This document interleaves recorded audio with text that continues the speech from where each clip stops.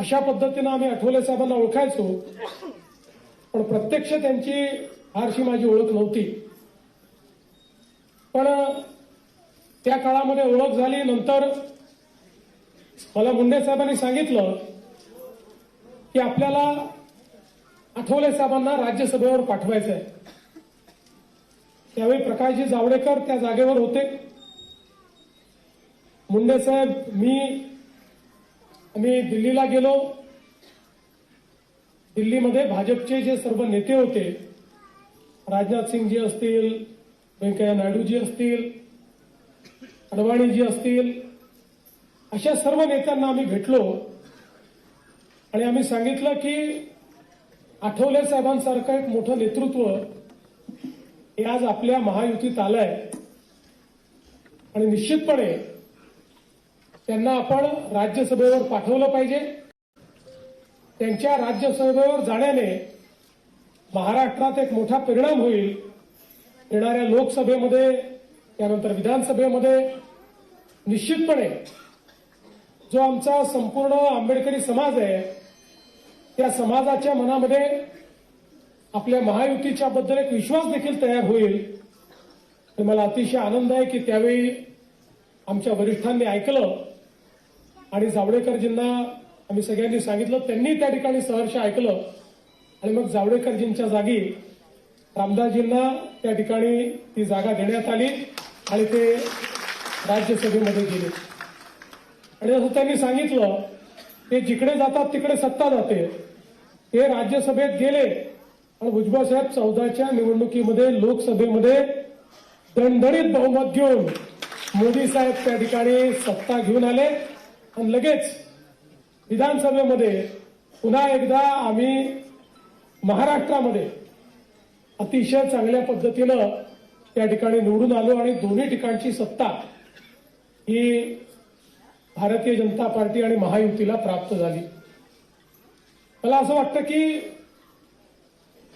या ठिकाणी आठवले साहेबांची विशेषता ही आहे की यांचं व्यक्तिमत्व संघर्षातनं घडलंय. सामान्य घरातला एक तरुण हा एका चळवळीमध्ये जातो. नामदेव ढसाळ साहेब, दलित पॅन्थर, अशा प्रकारची चळवळ जी ज्या काळामध्ये आपल्या दलित समाजामध्ये विशेषतः नेतृत्व जर प्रस्थापित करायचं असेल तर त्यावेळच्या परिस्थितीमध्ये संघर्षाशिवाय पर्याय नव्हता. अशा परिस्थितीत ते संघर्षात उतरले आणि मग मराठवाडा विद्यापीठाला भारतरत्न डॉक्टर बाबासाहेब आंबेडकरांचा नामविस्तार करायचा विषय असेल किंवा वेगवेगळ्या प्रकारची आंदोलनं असतील, यामध्ये एक तरुण आणि धडाडीचे नेते म्हणून त्यांनी महत्वाची भूमिका निभावली. एक मोठा संघर्ष उभा केला. सातत्याने लोकाभिमुख अशा पद्धतीनं एक मोठं संघटन उभं केलं आणि म्हणूनच पुढच्या काळामध्ये त्यांना महाराष्ट्रामध्ये मंत्री म्हणून काम करता आलं. मग लोकसभेमध्ये देखील त्या ठिकाणी ते निवडून गेले. लोकसभेतही त्यांना काम करता आलं. पण हे सगळं करत असताना संघर्षातून जरी त्यांचं नेतृत्व तयार झालं तरी त्यांच्या नेतृत्वात कधी कटुता आली नाही. कुठल्या व्यक्तीबद्दल, कुठल्या पक्षाबद्दल, कुठल्या समाजाबद्दल, कुठल्या धर्माबद्दल कधीच कटुता नाही. तर सगळ्यांना आपलंसं करण्याची एक खुबी ही खरं म्हणजे आठवले साहेबांमध्ये आहे. आणि म्हणून ते कुठल्याही पक्षात असले आणि कोणाच्याही युतीत असले तरी सगळ्यांशी त्यांचे संबंध आहेत, सगळ्यांची त्यांची मैत्री आहे आणि सगळ्यांशी एक प्रकारे तुझा जिव्हाळा आहे.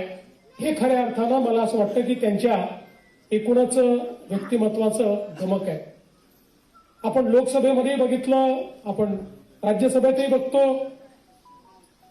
आठवले साहेब हे भाषणाला उभे राहिले की त्या ठिकाणी प्रधानमंत्री असो की विरोधी पक्ष नेता असो, सगळे त्यांचं भाषण अतिशय मनापासून ऐकतात. आणि मी तर असं म्हणतो की आता हे राहुल गांधी संसद चालूच देत नाहीये. याच्यावर एक उपाय असा आहे की एक दिवस आठवले साहेबांना भाषणाला जर उभं करून दिलं तर राहुल गांधीच्या पार्टीवाले कोणी राहुल गांधीचं ऐकणारच नाही. ते आठवले साहेबांचं भाषण ऐकतील आणि संसद चालायला लागेल. त्यामुळे कितीही तणावाच्या परिस्थितीमध्ये आपल्या खुमासदार पद्धतीनं त्या ठिकाणी आपला मुद्दा मांडायचा आणि मुद्दा मांडताना घाबरत नाही, कधी मनात ठेवत नाही. जे पोटात आहे ते ओठात आहे, पण ते सांगण्याची पद्धत अशी आहे की ज्या पद्धतीने कोणाला वाईट वाटत नाही. ज्याला टोचलं गेलं पाहिजे त्याला योग्य टोचलं जातं, ज्याला शालजोडीतले मिळाले पाहिजे त्याला योग्य मिळतात. पण कोणाच्याही मनामध्ये दुःख निर्माण होत नाही, कोणालाही अपमानित वाटत नाही, अशा पद्धतीनं त्यांचं या ठिकाणी वक्तव्य असतं. आम्ही इतक्या सभा करतो, मोदीजींच्या सभेच्या वेळी तर आमचा एक नियम आहे, आम्ही आठवले साहेबांना सांगतो, आठवले साहेब तुम्ही भाषण सुरू करायचं आणि मोदीजी येतपर्यंत तुमची गाडी चालू ठेवायची. मोदीजी आल्यानंतर थोडा वेळ बोलायचं आणि मग त्यानंतर तुम्ही थांबायचं.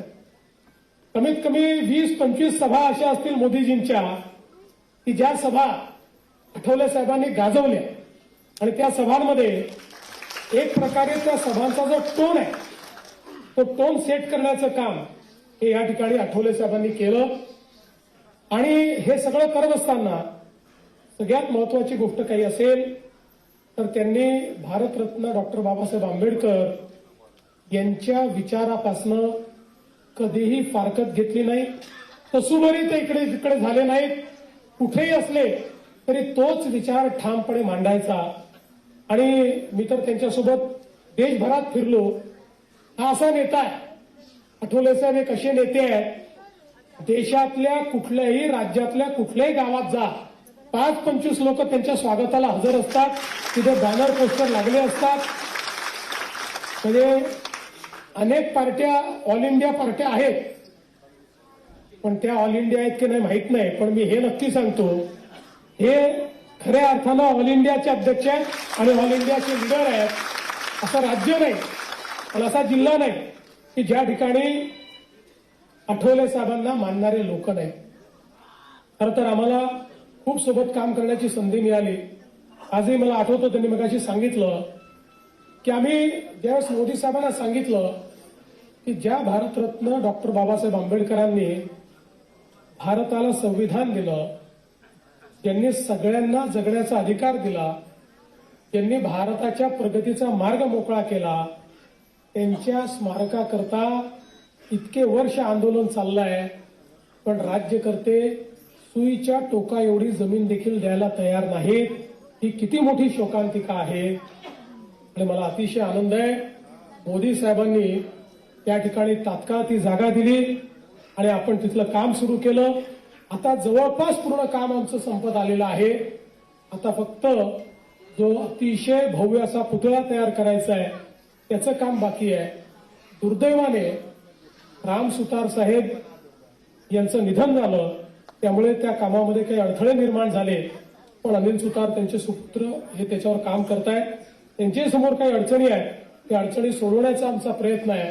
कारण आम्हाला आता बाकी सगळं तयार, पण जोपर्यंत तो भव्य पुतळा लागत नाही तोपर्यंत त्या स्मारकाचं लोकार्पण करता येत नाही.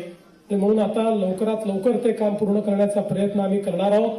आणि मला अतिशय आनंद आहे की इतक्या वर्षाचा संघर्ष झाल्यानंतर खऱ्या अर्थानं माननीय मोदीजींच्या नेतृत्वात महाराष्ट्र सरकारने आमच्या आठवले साहेबांच्या सहकार्याने या ठिकाणी एक अतिशय चांगलं भव्य आंतरराष्ट्रीय अशा प्रकारचं स्मारक, ज्या महामानवाने या भारताला संविधान दिलं, ज्या महामानवाने भारताला महासत्ता करण्याचा मार्ग मोकळा केला, त्या महामानवाचं स्मारक करण्याची संधी आम्हाला मिळाली.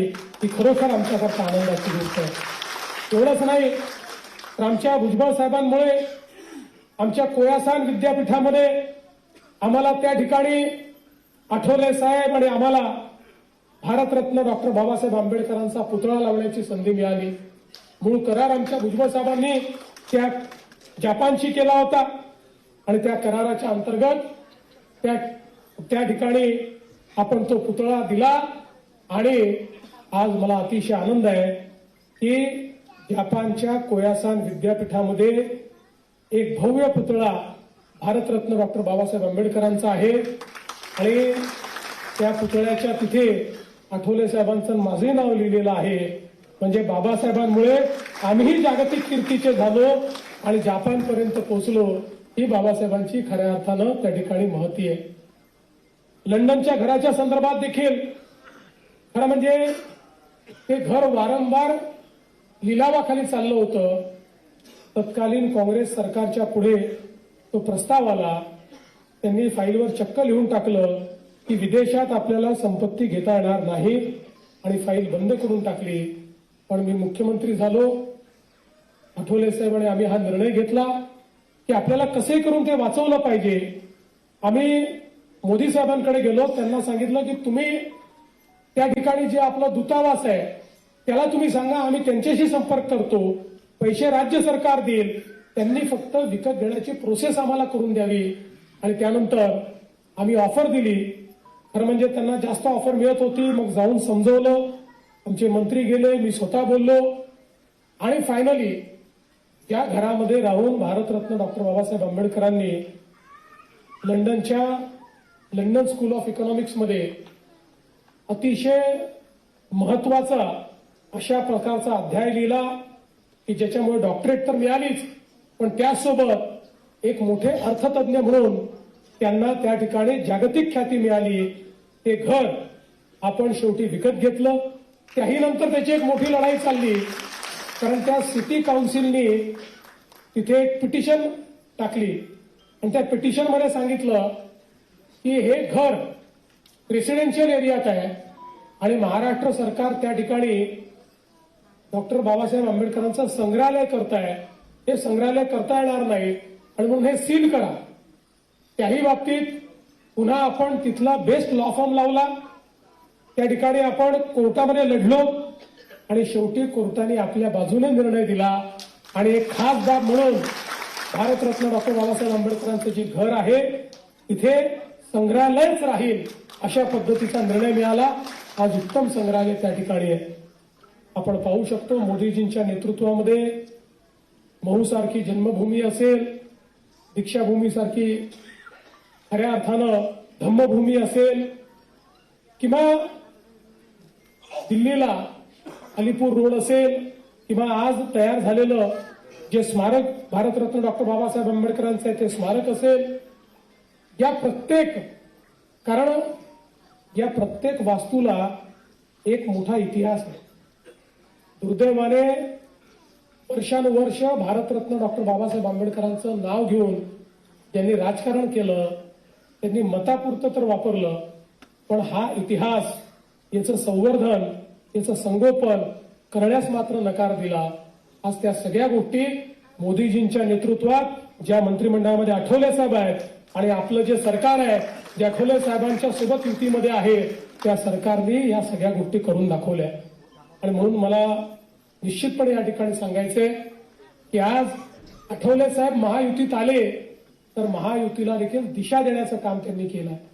महायुतीला देखील भारतरत्न डॉक्टर बाबासाहेब आंबेडकरांच्या विचाराशी जोडण्याचं काम हे त्यांनी केलं आहे. आणि आम्ही तर पहिल्या दिवशीपासून हे मानणाऱ्यांपैकी आहोत की या भारताला जर आपल्याला जगातला उत्तम देश करायचं असेल तर तिकडे जाण्याचं उपकरण केवळ आणि केवळ भारताचं संविधान आहे, जे भारतरत्न डॉक्टर बाबासाहेब आंबेडकरांनी लिहिलेलं आहे.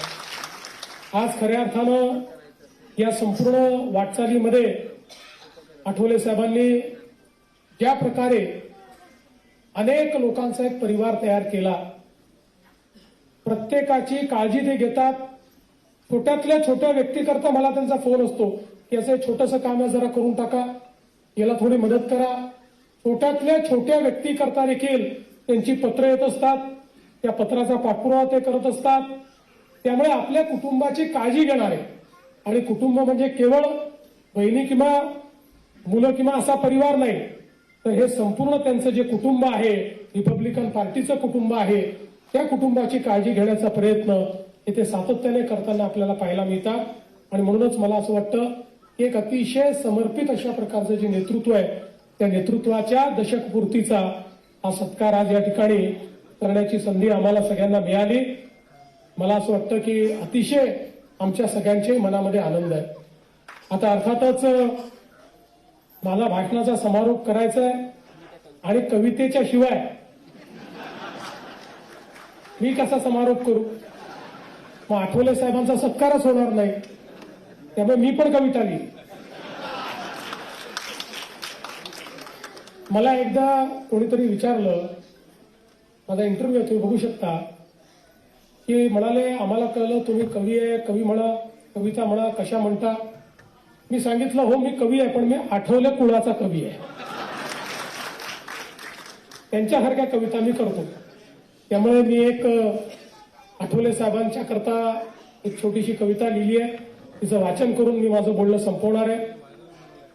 आठवले साहेब आजची उत्सव मूर्ती, आठवले साहेब आजची उत्सव मूर्ती, साजरी करूया त्यांची दशकपूर्ती.